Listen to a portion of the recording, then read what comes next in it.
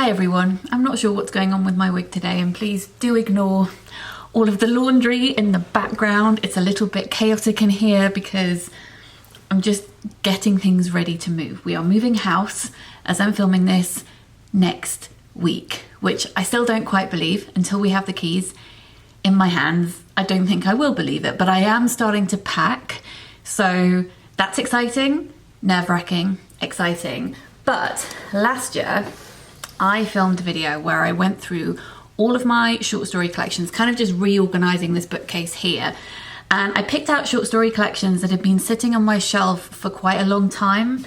I don't mind books sitting on my shelf for a while if I am still really interested in getting to them. But there were some books that had been there for longer than I would rather like, and it's more I want to know if I'm still really keen to get to them, whether my tastes have changed a lot.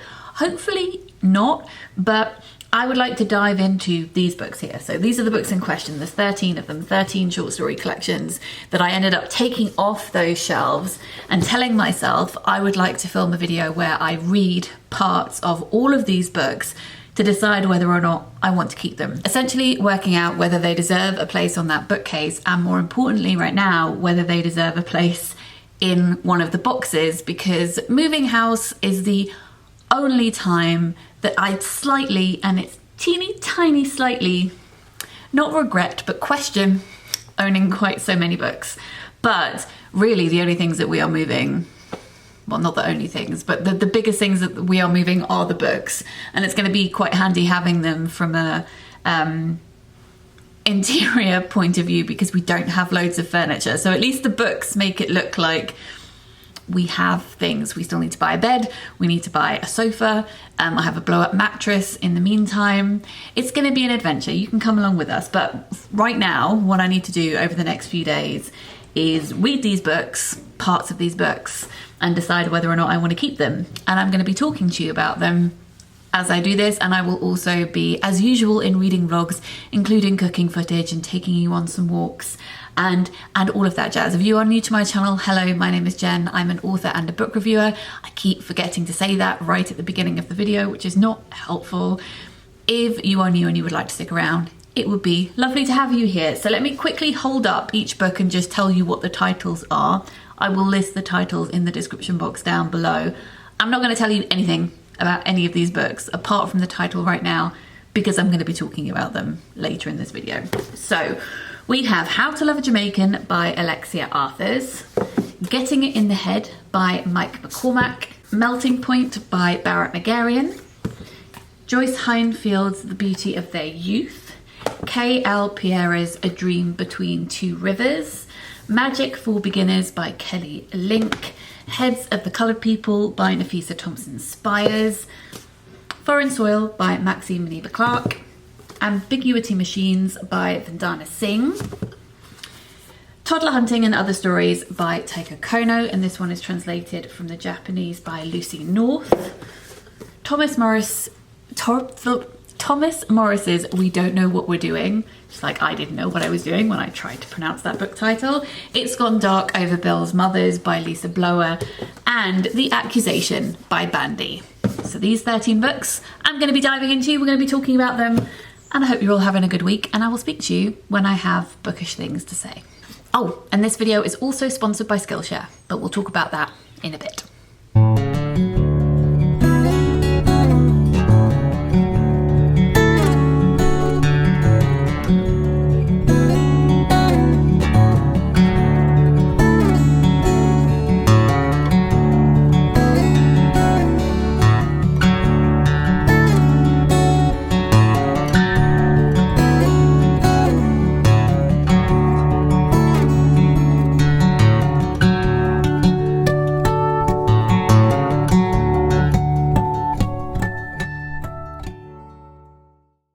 Hi, it is the next day. The sun is setting because I had to wait until they stopped building work next door. Let me insert a clip of you so you can hear what it sounds like in our flat from 8 AM to 5 PM every day, and has sounded like for the past month.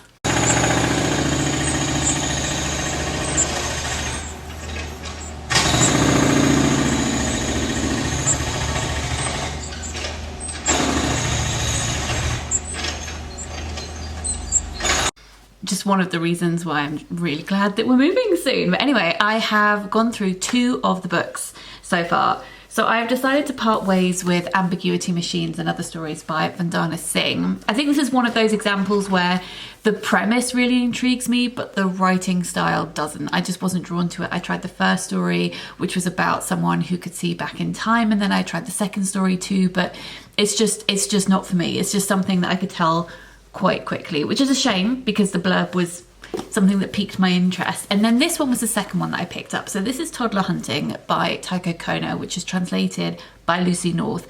This is actually the second copy of this book that I've had. I bought a copy in foils years ago. I think it was at the Books on My Bag Awards in 2019, and I was there with Jean and Sana and Lex, because the Girl Aquarium had been shortlisted for an award in the poetry category. And then after the awards, I can't remember if the shop was shut already or if it was just really quiet because it was before closing time at about 9 o'clock. But essentially we had the bookshop to ourselves, the huge foils on Charing Cross Road. And it was probably one of the final times when I was in a bookshop, because that must have been towards the end of 2019. And I think the last time I was in a bookshop was January 2020. Anyway, we were exploring and picking up books and just being quite giddy. We were like children in a sweet shop. We were adults in a bookshop. That is our equivalent. And I found this collection of short stories in the horror section, and the blurb sounded amazing, and so I bought it. And then last year I was sent this, which is a reissue of it with a new introduction by Siaka Murata, who wrote Convenience Store Woman. And interestingly, the blurb is slightly different. I have passed on the other copy to somebody else now, so I only have this one to go on, but I remember the other blurb being very dramatic and making it sound like this was a really horror-based collection. And then I read the first story in the collection a while ago and was so bored because it's about a couple who are traveling to this other couple's house because they haven't seen them in a while, and it's during the night. I did think that if I hadn't been expecting something in a completely different genre, I would have found it very unsettling. But I just found it really underwhelming, and I haven't picked it up since. But the blurb of this one does kind of take it down a notch, and I suppose make it feel less acute. And it has a horror tone to it, but it's not the main thing that you're confronted with. So I read stories 2 and 3. The second story was much like the first. It didn't sweep me up. I didn't find it very atmospheric. It held me very much at a distance, and not in a way that I felt moved by, you know, where there's a specific reason for that happening. It just felt a bit cold. The third one was the one mentioned on the blurb that I was particularly drawn to. So the third one is about a woman called Akiko who can't have children and really hates young girls, but she likes to buy clothes for young boys. So she goes out of her way to buy fancy clothes, and then she just gifts them to strangers, and they think that she's very strange and unsettling, but she doesn't care. She just wants to keep on doing it. And I really, really loved that story. I loved it. I don't know about you, but there are certain reasons why I will keep a short story collection. One reason will be because I absolutely love the whole thing, and one maybe because I really love one short story, and I think maybe even from a studying point of view it's interesting to go back to. So I think that this may be one of those books, and I tend to find that only loving one particular story more common in classic collections of short stories, and this is one of those because these stories were first published in the 60s, and also this is one of those collections where the stories weren't written to be a book together. This is not necessarily a best of, but are just pulling everything together when there's enough material, and I think that can really affect your reading experience when it comes to a short story collection as well. So I am going to keep this one, but I feel it's probably going to be something that I dip in and out of here and there rather than reading all in one sitting. So yeah, okay, I'll come back to you when I've read some more.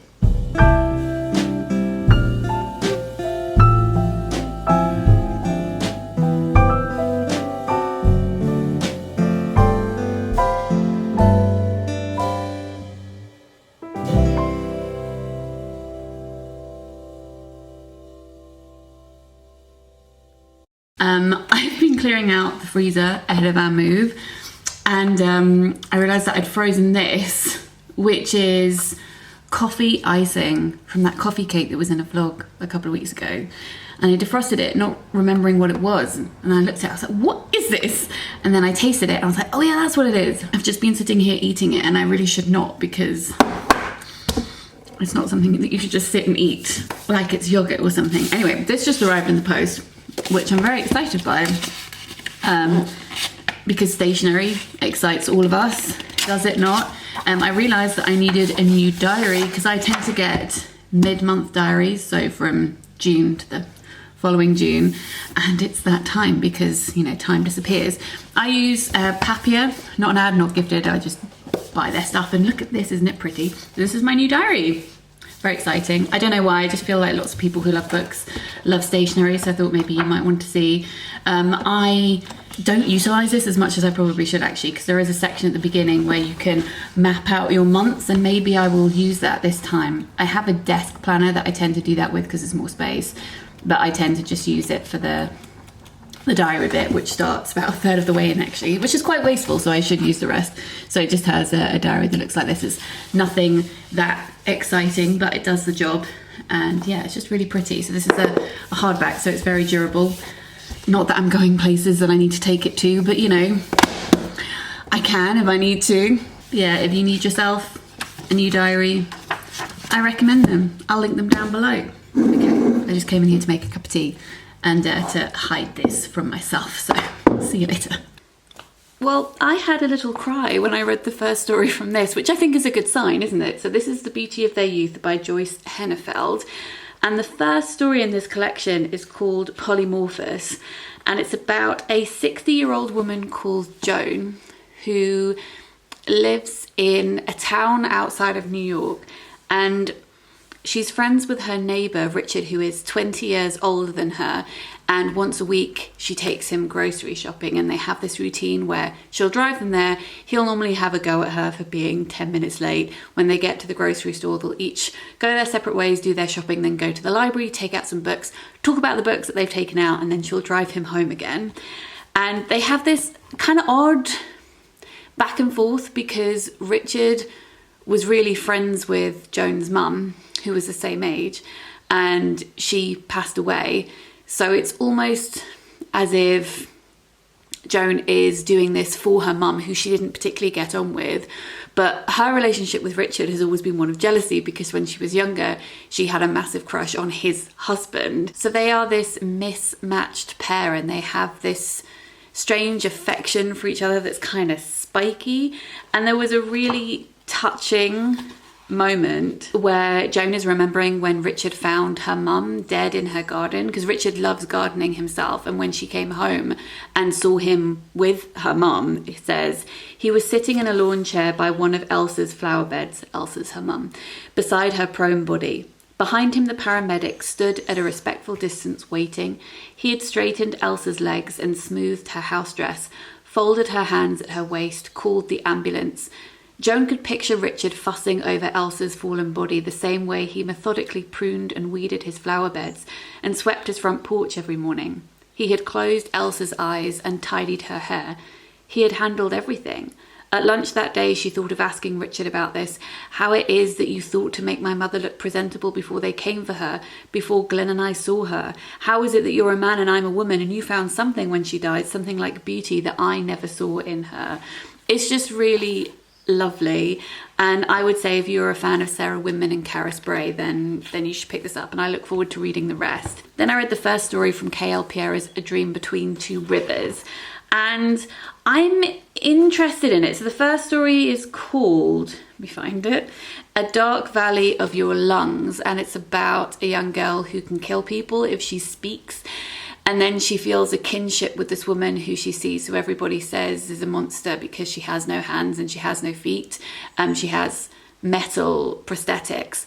And they do have this kinship, but it still has that clumsy language of things like, and even though she was strange and broken, and it's hard to tell what the piece is trying to say, because it's rather theatrical, but is obviously using bodily difference and talking about evilness, but is it where we're supposed to disagree with the way that the other characters are behaving? Probably. But then the second story is about a child in Chernobyl who is hidden from other people because of the way she looks. And I'm not quite sure how I feel about the book. Obviously, these are topics that I'm interested in, body difference that I'm interested in, but it's all about how you handle those things. So I'm not sure, it could go kind of either way at this point, but I intend to read more in the future. Then I read another story from Magic for Beginners by Kelly Link. I actually revisited a story that I read a long time ago called Cat Skin, and the writing in it is just so beautiful, and it's about a witch who has lots of children, but she couldn't have children, so she had to magic them. So it says, one girl she had grown like a cyst on her thigh. Other children she had made out of things in her garden or bits of trash that the cats brought her. Aluminium foil with strings of chicken fat still crusted to it. Broken television sets, cardboard boxes that the neighbours had thrown out. She had always been a thrifty witch. Some of these children had run away and others had died. Some of them she had simply misplaced or accidentally left behind on buses. It is to be hoped that these children were later adopted into good homes or reunited with their natural parents. If you are looking for a happy ending in this story, then perhaps you should stop reading here and picture these children, these parents, their reunions. So this witch is dying and she's gathered her children around her and she's giving them instructions, and they say, can we stay in this house? And she says, when I am dead, she said, this house will be of no use to anyone. I gave birth to it. That was a very long time ago, and raised it from just a dollhouse. Oh, it was the most dear, darling dollhouse ever. It had 8 rooms and a tin roof and a staircase that went nowhere at all. But I nursed it and I rocked it to sleep in a cradle, and it grew up to be a real house. And see how it has taken care of me, its parent, how it knows a child's duty to its mother. And perhaps you can see how it is now, how it pines, how it grows sick to see me dying like this. Leave it to the cats. They'll know what to do with it. This is very, very much using loads of folklore elements to rebuild fairy tales that still feel like the old fairy tales, and I really like how rich the language is. And I was reminded why I haven't read the whole collection. It's because the text is tiny. I don't know if I can find another version of this where the text is bigger, or if I'll just have to go back to it in bits, and maybe one of these days if I do buy an e-reader I can get it on that and enlarge the text and all of that stuff. But yes, I did enjoy that. And then I read the first couple of stories in Foreign Soil by Maxine, Beneba, Clarke.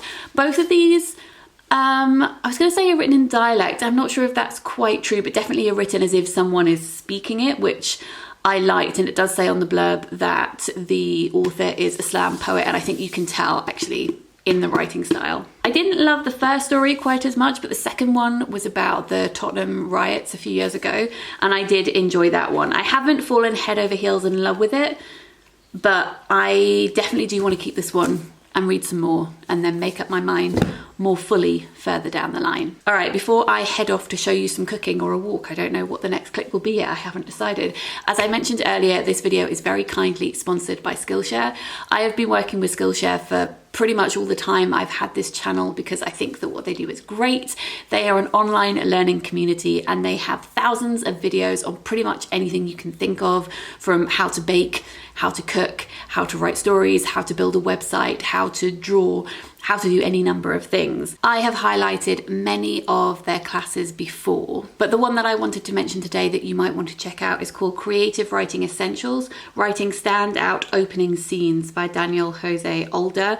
And this is looking at how to captivate an audience right at the beginning of your story. So if you are a writer, if you want to write more, then this may be something that you might want to check out. They also have writing classes by Roxane Gay and lots of other people as well as I said, classes on loads of other topics too.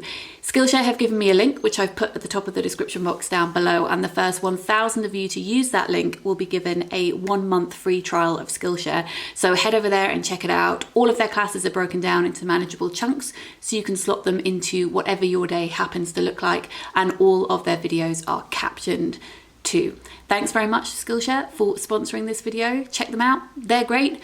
Okay, on with the rest of the video.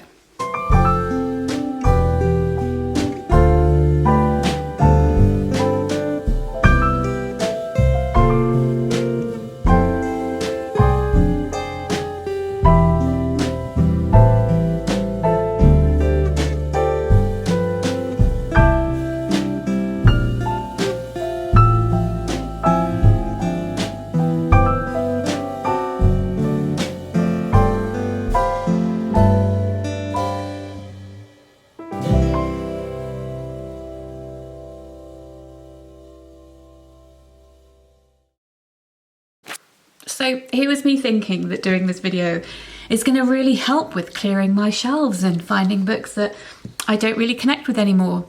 No, I'm not complaining about that, obviously. We want to discover great books. So the first story in It's Gone Dark Over Bill's Mothers is about a working class family who go to a caravan park every summer, and they have this repeated inherent behaviour towards each other where the daughter is angry with the mother, and then when she becomes a mother she realises that she's behaving in exactly the same way, and it's this state of mind that they can't really get out of until one of them decides, okay, enough is enough. And I thought that it was really beautifully handled. It reminded me a lot of Jan Carson's short stories and her book The Last Resort, which is also set on a caravan park, but I just thought it was really, really moving. And likewise, We Don't Know What We're Doing by Thomas Morris. The first story in this is called Bolt, and it is about a boy who's working at a Blockbuster, and it's getting shut down, and he's currently living with his ex-girlfriend's mum, and then his ex-girlfriend's therapist comes into the video shop at the end of his last shift and says, do you want to come and get a drink? And I won't say more than that, but the way that Thomas Morris manages to hold back information I thought was superb. It was just the right amount of tense and didn't stray into that territory of being, you know, infuriating or feeling like the story was really teasing you. Can you hear that? It sounds like a UFO. I assume it's just a plane. Now, I thought this story was extraordinary, so yeah, we're not parting ways with any of these. Okay.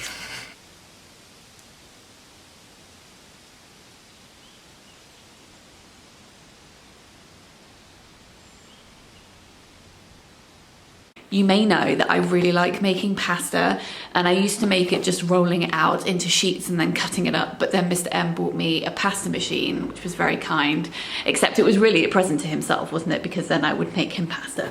But he's just bought this accessory for our machine, which means I can make spaghetti, because the other accessory we have makes a much thicker pasta, flat pasta. So this is to make spaghetti, and I'm excited. So let's go try it.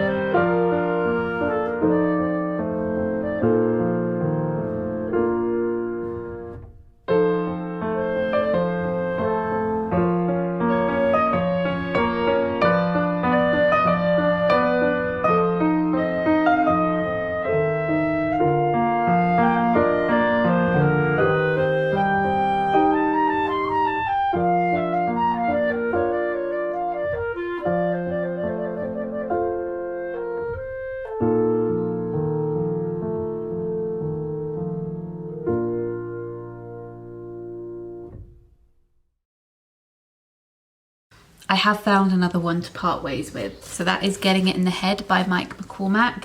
And the first story in this is about a woman who knocks at a man's door, and he absolutely objectifies her when he sees her. He's like, I want to be with this woman, I want to do things with this woman. And he thinks that she's there to sell Bibles, but she comes in and she opens up this pack of knives that she's selling, and she says, you need a knife in your life. What can we barter for this? And then it turns out that she has more power than he does. And then that makes him cower, and he doesn't know what to do with himself. And I do think it was trying to comment on the male gaze, but it did that through the male gaze itself, and I wasn't sure if that worked. Plus the writing style wasn't particularly to my taste, so I think I am going to part ways with this one. I read a short story from How to Love a Jamaican by Alexia Arthurs. I read one called Bad Behaviour, which is a small story in the middle of the book about a teenager called Stacey who's sent to live with her grandmother in Jamaica for a year because her parents, Pam and Curtis, are really cross with her because it turns out that she has been sleeping with or fooling around with a boy at school and they don't really know how to handle it. And the question that this story raises is, how do we have these conversations with family members from either side, from the side of the teenager or from the parent? And Pam is thinking about how when she moved to New York, she was working as a cleaner and she overheard a white woman talking to her teenage daughter about sex, and she thought that that was outrageous and why would anybody do that? But of course, I think we could argue that it is important to have open conversations or feel like you can occupy safe spaces together to have some kind of conversation around these things. I did think this particular short story was maybe a little bit too short and ended quite abruptly, but I did like the way that the family dynamics were written, and I feel like I'm going to maybe enjoy longer stories in this book more. And also the first story in Heads of the Coloured People by Nafissa Thompson Spires was so good. This was about two black men who run into each other on the street and they have an altercation. They're fighting, but not in a very serious way. And then the police turn up, misread the situation and shoot one of the men. And this is a story that's looking at racial profiling and police brutality, but more so at how we narrate that, how we talk about that, how that gets twisted. And that is highlighted by the fact that the man who is shot is dressed as an anime character. He's going to a Comic-Con, I was going to say a Comic-Con convention, that would be saying convention twice. He's going to Comic-Con and he has dressed up as this fictional person and he's embodying that person.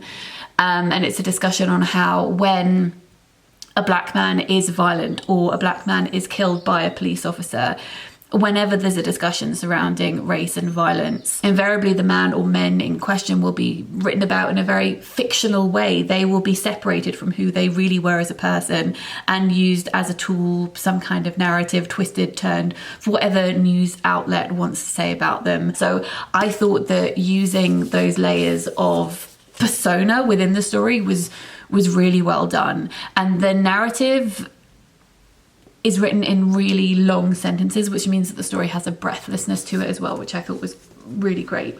So far, only 2 books that we are parting ways with, but we have a couple left. Let's see what I think of those.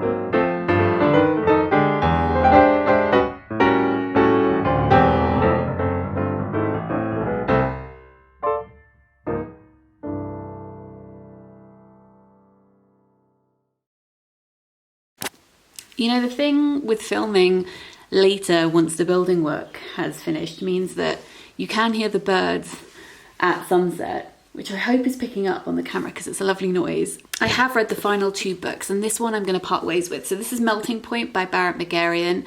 I would say maybe look at a sample of the writing. Salt normally have extracts from all of their books on their website because the blurb does intrigue me. It's supposed to be sci-fi, also gothic and melodrama, but the writing style for me is verging on overwritten a little bit. It's just one of those gut reaction things where I'm just not gelling with the way that this book is written, and that is fine, but I'm sure that other people will enjoy it. So go check out the blurb, read it. If it sounds up your street, read a sample, see if you might want to check it out.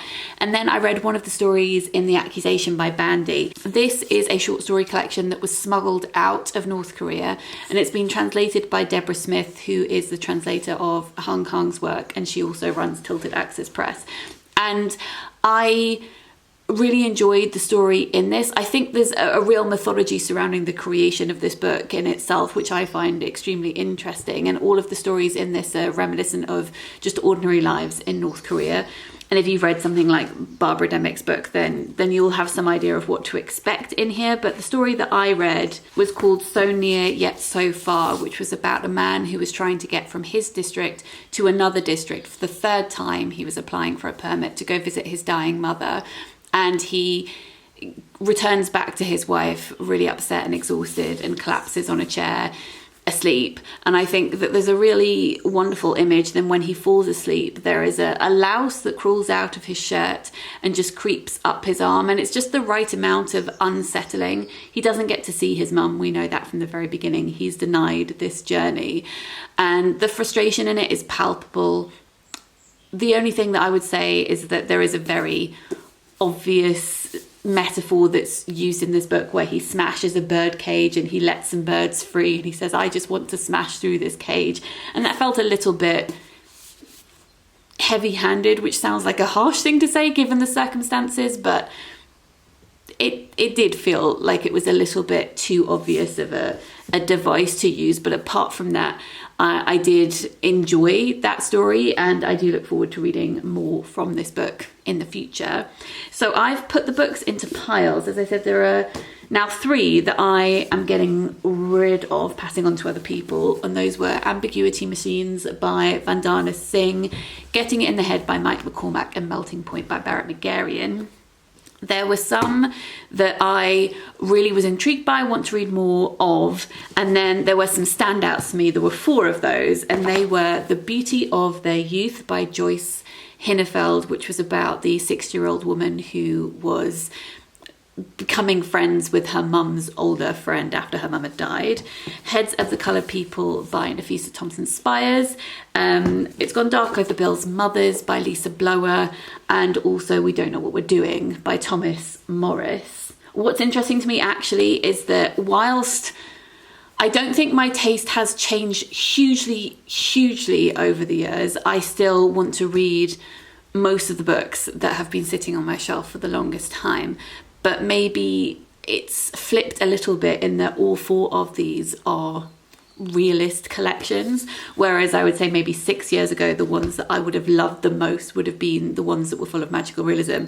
And I do still love books that are full of magical realism too, but I think what appealed to me most about the short stories that I read in this video were when the nitty-gritty family elements came to the fore, and that was maybe just this week what piqued my interest the most. So thank you for joining me for this video. I would love to know if you've read any of these short story collections. Let me know in a comment down below.